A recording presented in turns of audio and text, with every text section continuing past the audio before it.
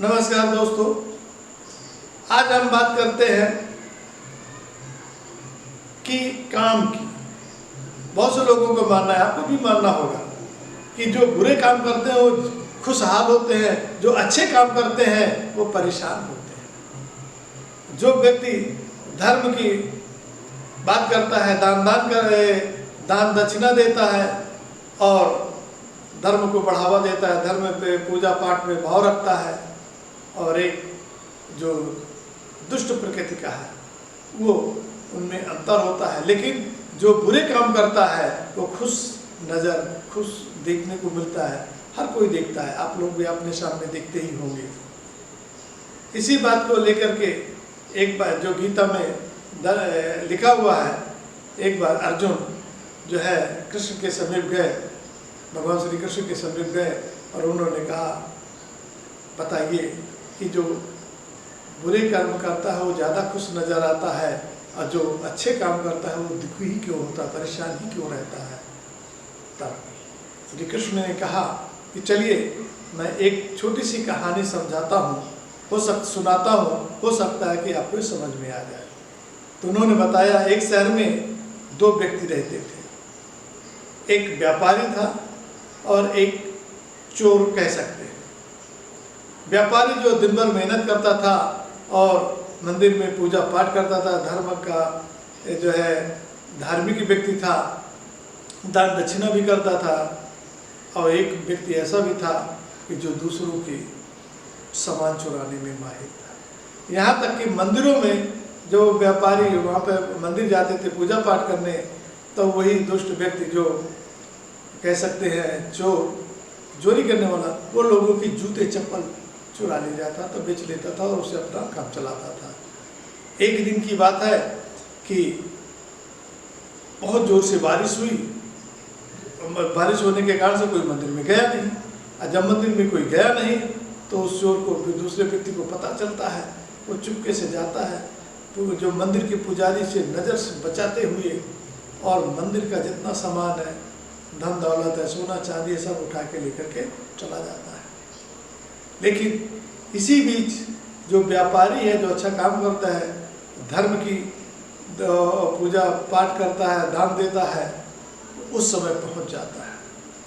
वो काम कर ही रहा होता अपनी पूजा पाठ में, जैसे वो रोजाना के भावना में था वैसे कर रहा था। लेकिन ठीक उसी समय पुजारी जी आ जाते हैं मंदिर के। अब वो देखते हैं यहाँ तो सब सामान गायब है और इन्हीं के अलावा और कोई है ही नहीं है, तो जोर जोर से चिल्लाने लगते हैं, चोर चोर चोर। अब वो बेचारा परेशान व्यापारी, अब वो बचने लगता है, बच करके वो भागता है। अब भागते में उसकी पिटाई भी हो जाती है, और भागते भागते वो गाड़ी से टकरा जाता है, उसको चोट लग जाती है। किसी तरह से वो अपने को बचते बचाते, लड़खड़ाते हुए, लंगड़ाते हुए चले जा रहे हैं। रास्ते में वही दुष्ट व्यक्ति मिला, कहा, भाई यार तो मुझे माला माल हो गया, मुझे इतना भगवान ने धन दिया कि मेरी पूरी आत्मा खुश हो गई है। वो व्यक्ति घर जाता है गुस्से में, और जितनी भगवान की मूर्तियां होती हैं वो सब बाहर कर देता है। लेकिन कुछ दिनों बाद, अब क्योंकि क्या कहते वह सब मूर्तियां बाहर करते, भगवान से उसका रूठ जाता है। अब कुछ दिनों बाद दोनों की मृत्यु हो जाती है। यमराज दोनों को ले जाता है।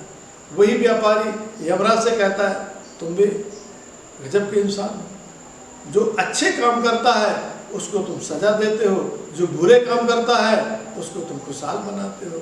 तो यमराज ने कहा, ऐसा नहीं है, आपकी सोचने की एक गलत फहमी है।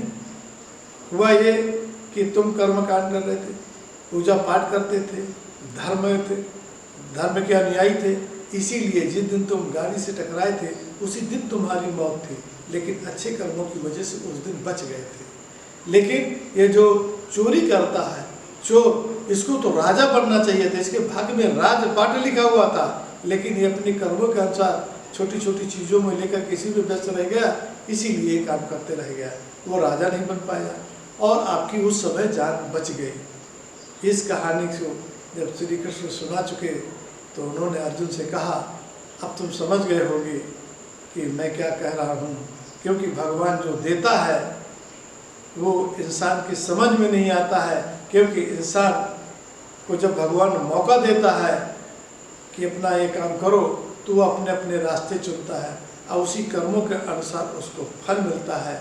लेकिन मनुष्य अपने कर्मों के फल की तो इतनी जिज्ञासा कर लेता है कि वो समझ से परा होता है, इसीलिए उसको लगता है कि जो बुरा व्यक्ति है, जो बुरे काम करता है, वो ज़्यादा खुशहाल है, लेकिन जो अच्छे काम करता है वो दुखी रहता है।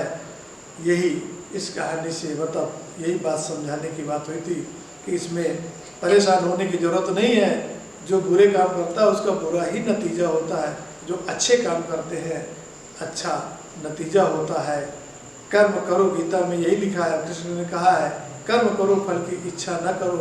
यह निश्चित रूप से ये छोटी सी कहानी आपको अच्छी लगेगी। अच्छी लगी हो तो निश्चित रूप से लाइक कर दीजिएगा। धन्यवाद। जय हिंद, जय भारत।